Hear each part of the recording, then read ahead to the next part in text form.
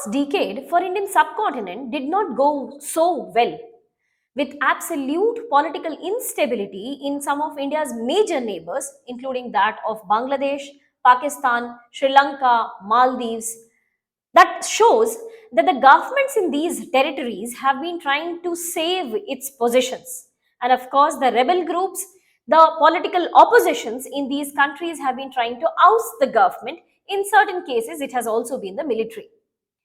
So in today's video, we are going to discuss about how every country has tried in the subcontinent, of course, how every country has tried to protect its region, and how the neighboring countries have been able to ensure that there is no territorial loss and the sovereignty has been maintained. In today's video, we will be discussing about some of the important chicken's neck of the Indian subcontinent, not only with respect to India, but also with respect to Pakistan, with respect to Bangladesh, and with respect to China. But before we delve into this discussion, और इस discussion को और ज़्यादा geographically and through maps, cartographically समझने से पहले, we will be discussing about some of the important notices that we are starting up with our new batch on 9th and 11th of August.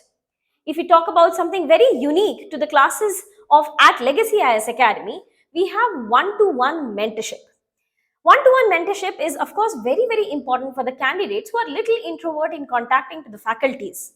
But of course, the small batch size is also meant to ensure the same thing. We have a comprehensive coverage of the entire GS syllabus, which is not usually done at majority of the reputed institutes as well. We are starting from some of the major subjects such as history, geography, polity, economics, and covering all other subjects as well, such as international relations, internal security, disaster management, environment, etc. So that gives us some of the important pointers with respect to the classes at Legacy IS Academy.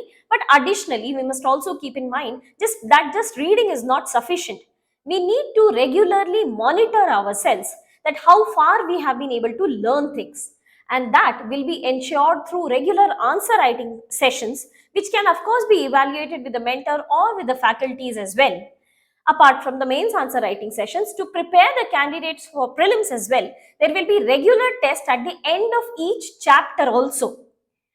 Apart from these regular tests, we also have additional test series close to the prelims as well as mains exam, which will be very much focused to the last 1 year's current affairs.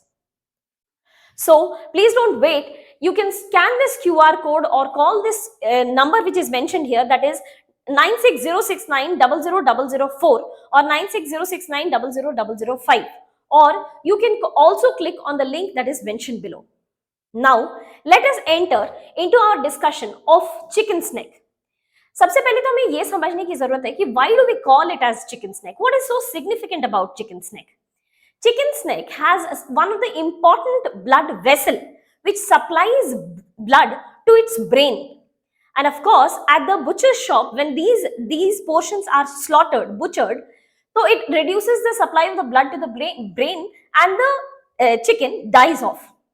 So that gives us the significance of what is a chicken's neck, geographically speaking. Every country tries to monitor and protect, increase its security forces through air, water, and as well as land, and ensure that its chicken's neck are safe. So that gives us what is the basic meaning to this. Talking about the chicken's neck of Pakistan. Pakistani chicken's neck, which they call as Akhnur dagger, is present in Jammu and Kashmir, very close to the Jammu district. Jammu and Kashmir Union Territory mein, there is an Akhnur, this portion is known as the Akhnur dagger, which of course they tried to conquer and take away in the 1965 war under Operation Grand Slam.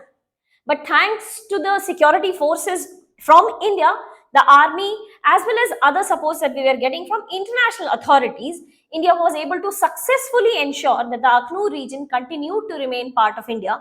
And we have been able to since then ensure that our border security forces and our army has been able to ensure the entire territory remains completely safe and within Indian jurisdiction itself.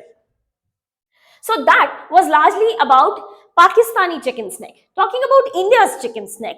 India's chicken's neck is largely the Siliguri corridor. This region is present in the state of West Bengal and it has Nepal to its north, Nepal to its northwest, Bhutan to its northern region, and Bangladesh to its south. This Siliguri region is having a boundary or width of only 22 km. This is just a 22 km stretch, and that is why it is known as Chicken's Neck. This narrow strip of land joins the mainland India to India's northeast. That means any supply to India's northeast in terms of emergency medical supplies, health supplies, education, railways, communication, transport, everything will be passing through this Chicken's Neck, that is India's Chicken's Neck, Siliguri corridor itself. So, in that case, it is very, very important, rather imperative for India to ensure that this region remains secure. Largely, this region was not problematic because India's relationship with Bangladesh has been largely stable since its birth in 1971. But unfortunately, since August 2024 and the change of government in Bangladesh, coming of the interim government in Bangladesh has made this region much more insecure. India has tried to initiate projects such as tunneling of the entire Siliguri corridor, such that there will be an underground tunnel connecting the mainland India to the northeast via the Siliguri channel. Additionally, India has also signed multimodal transport options. We have also explored for multimodal transport options within the corridor itself. So, other than the basic land route connectivity, what are the options for rail or water connectivity in that area? These regions are also some of the areas wherein India is exploring to increase connectivity to India's northeast. India has also signed the river protocol with Bangladesh. This was actually initiated in 2010 but finalized in 2015 when India signed the land boundary agreement with Bangladesh.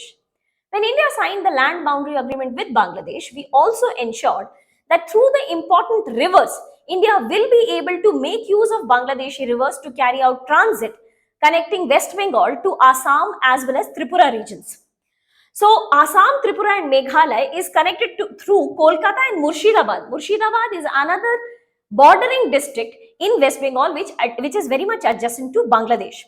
So, via Kolkata as well as Murshidabad, we will be making use of the water bodies of Bangladesh to carry out transit and connect India's West Bengal to India's Assam, Tripura as well as Meghalaya. So, these are some of the important initiatives that India has tried to ensure and increase its safety and its presence in the Siliguri corridor. But this is largely an infrastructural project, infrastructural initiative. Although after Bangladesh has been conquered or a change of government has taken place in Bangladesh and it has been replaced by the interim government, India has also tried to increase its security presence in that area. India's Trishakti Corps is also bordering this area, is also ensuring security of this area. Siliguri corridor security is largely taken up by Trishakti Corps. Additionally, India has also set up an Hasimara Air Force Station. Hasimara Air Force Station, which is also in the state of West Bengal but very close to the Siliguri corridor. So, we do have the presence of army, the presence of air force in that area as well. But as we know, every country's chicken's neck is turning out to be an opportunity for the other neighboring nation. Although India has not taken an advantage to this kind of situation, but of course China has done so. China has tried to intrude into territories of Bangladesh as well as Bhutan and tried to make India more and more insecure about its Siliguri corridor. Some of the examples that China has tried to include is it is developing one of the important World War II era air base in the northern district of Bangladesh. Additionally, it is also developing, carrying out constructions at Doklam region. So, where is Doklam region? Doklam region is the tri-junction between India, China and Bhutan region. So, since we have our Air Force base at Hasimara in West Bengal, China is also trying to carry out intrusions in the Doklam region such that its presence in the entire Siliguri corridor or proximity to the entire Siliguri corridor can be increased. So these are some of the efforts, initiatives that government of India has tried to increase, improve through its infrastructural initiatives, through its security-based initiatives. But of course, China has also tried to improve its position, carry out construction activities, improve and help Bangladesh in increasing their military presence close to the Siliguri corridor. Now, since we are talking about the subcontinent's chicken snake, so we of course have the Chinese chicken snake as well, and that is the Strait of Malacca. The Strait of Malacca at its narrowest position is just 2.5 kilometers. Just 2.5 kilometers at its the place where it is narrowest, that is the width. So that puts China at an insecure position at the Strait of Malacca. If we talk about the global trade, 30% of the global trade passes through Strait of Malacca. But if we talk only with respect to China, 75% of the Chinese energy supplies are coming from Strait of Malacca. And that makes this as the chicken snake of China. So obviously, India has also tried to improve its positions close to the Chinese chicken snake in the Andaman and Nicobar region, which is 100% Indian territory. India has tried to improve its position militarily and through tourism potential at the Nicobar region. Great Nicobar was one of the biosphere reserves, but of late, the government of India has removed its name from the biosphere reserve, and the two national parks, that is the Colin Campbell National Park and the Galathea National Park, has been removed, and we have started to develop naval presence in these areas.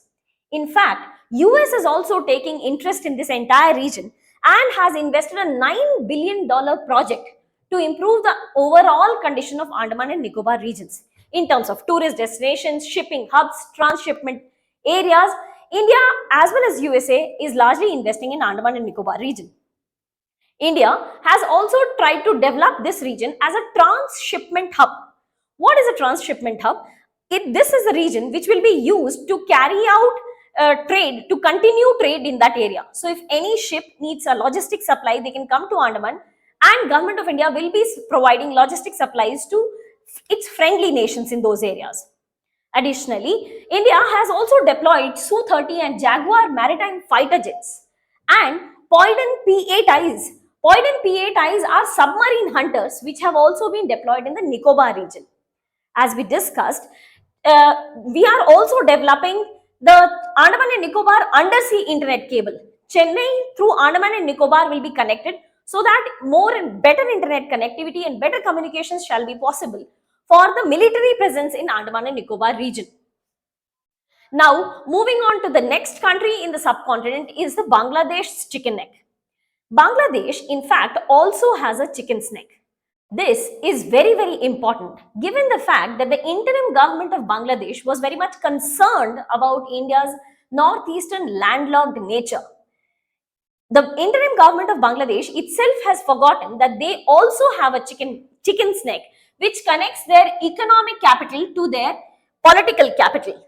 This region is having a width of only 22 kilometers, 22 to 30 kilometers. This is the corridor, Chittagong corridor, which connects Chittagong region to the Dhaka, to the mainland Bangladesh region. The CM of Assam recently highlighted that Bangladesh not only has a single chicken snake, it also has one more, which is connecting India's West Bengal to the West Garo Hills of Meghalaya, which is just an 80-kilometer stretch. So Bangladesh should be much more concerned about its own territory rather than getting worried about its neighbors.